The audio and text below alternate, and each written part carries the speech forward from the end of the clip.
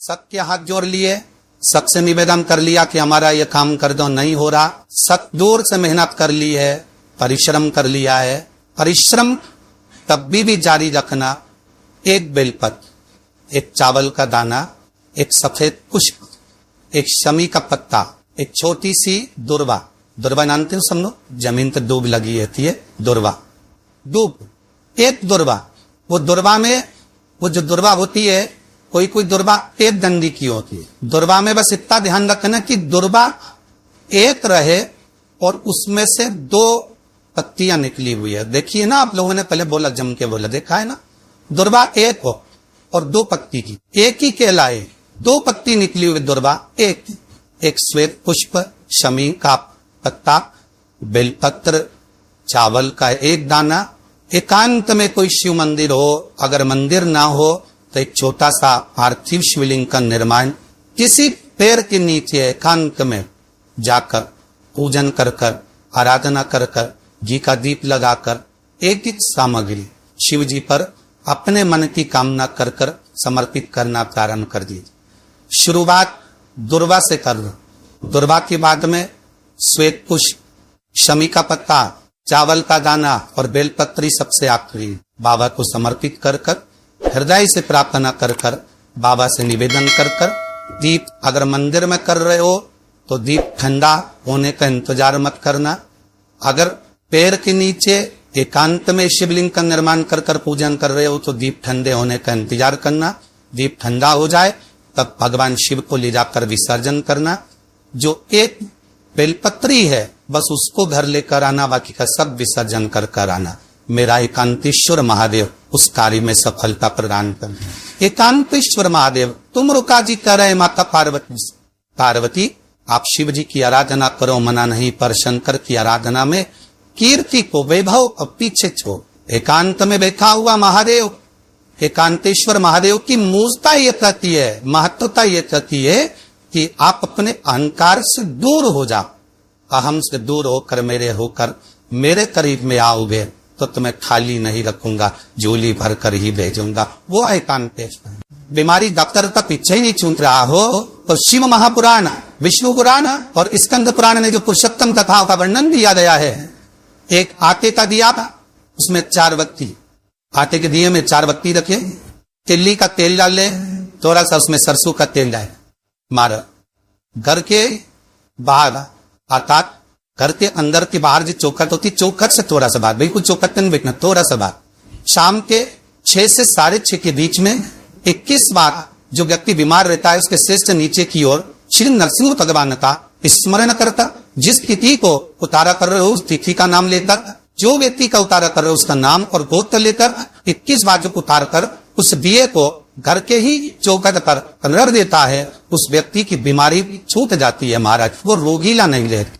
ये जो श्राद्ध पक्ष चल रहा है, जिस समय पर, जिस श्राद्ध पक्ष के अंतर्गत श्राद्ध पक्ष में एक पात्र में जल लेकर उसमें थोड़ा सा शहद, गंगा जल डालकर भगवान शंकर को कुंदतेश्वर महादेव के नाम से, कौन से महादेव? कुंदतेश्वर कहते हैं। बहुत बांधाओं में जब व्यक्ति पड़ जाता है, बहुत बांधाओं में जब व्यक्ति चला जाता है, कुछ ना कुछ समस्याओं में जब व्यक्ति फंसा रहता है, पड़ा रहता है, तो कुंदतेश्वर महादेव का स्मरण करना है।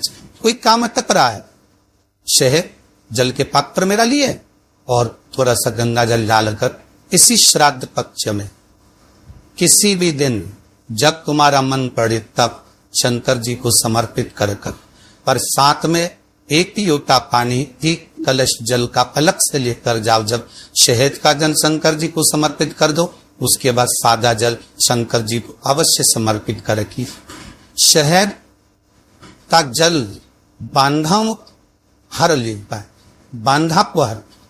हम तो कई बार बच्चों से कहते हैं, अगर कोई बच्चा कंपटीशन एग्जाम में बैठ रहा है, इंटरव्यू दे रहा है या कोई एग्जाम में नहीं निकल रहा है, तो प्रयास करना बेलपत्री का जो बीच वाला पत्ता होता है, इस पत्ते पर शहद लगाकर हथेली ने रखकर अंगूठे से इसको इस तरह से दबाकर शिव जी की कुंदतेश्वर महादेव का नाम लेकर अपनी मनोकामना कर कर शंकर भगवान का जो शिवलिंग है उस शिवलिंग पर इस बेलपत्री के पत्ते को चिपका कर आ जा और एग्जाम देने जा। बाबा नियुक्ति कर सकता। जिस बालक बालिका का जॉब नहीं लग रहा हो, सर्विस में नहीं लग रही हो, नौकरी नहीं लग रही हो, जगह जगह पहले करते थे जॉब अब छोड़ दे, 2 साल हो गए 3 साल हो गए सर्विस में नहीं लग रही हो, बहुत प्रयास कर लिया हो, बहुत प्रयास, तो महाराज काली तिल्ली को पीस कर उसको जल के पात्र में डालकर अपने घर के मटका परिंगा पितरों का जो स्थान होता है, जलाशय होता है, उसके पास में एक पात्र में रख दीजिए।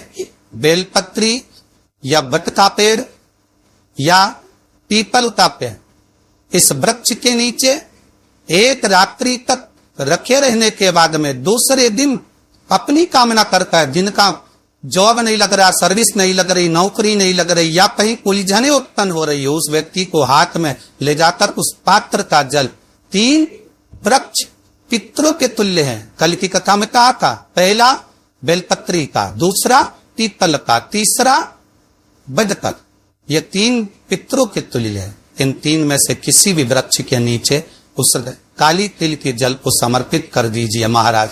बाबा चाहेगा, भोलेनाथ जी चाहेगा तो 3 महीने में कहीं ना कहीं योग बना ही दे। ये पक्का। माँ बाप पर विश्वास रख, शंकर भगवान पर भरोसा विश्वास रख कर कार्य करेंगे, क्यों ना हो।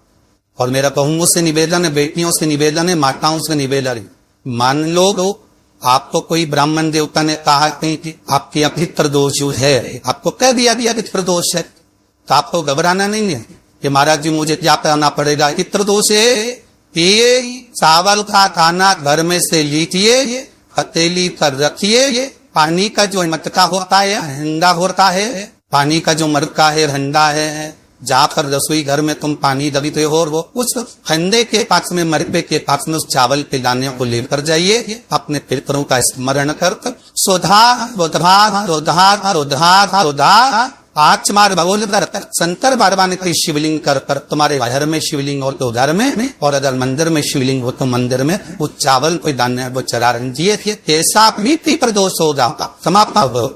हम तो उनसे भी कहेंगे जिनका बार बार एक्सीडेंट होता, जो बार बार बेरते परखते रहते रहे, बार बार एक्सीडेंट होता हो, बार बार वहां को चोट लगती हो, बार बार, और उनको भी लाइन है जिनको सर्दी की बीमारी या दमे की बीमारी या श्वास की बीमारी मत, उनसे भी लाइन है कि श्राखा कक्ष में ये चावल के दाने का प्रयोग विश्वधा नामना से अवश्य करें।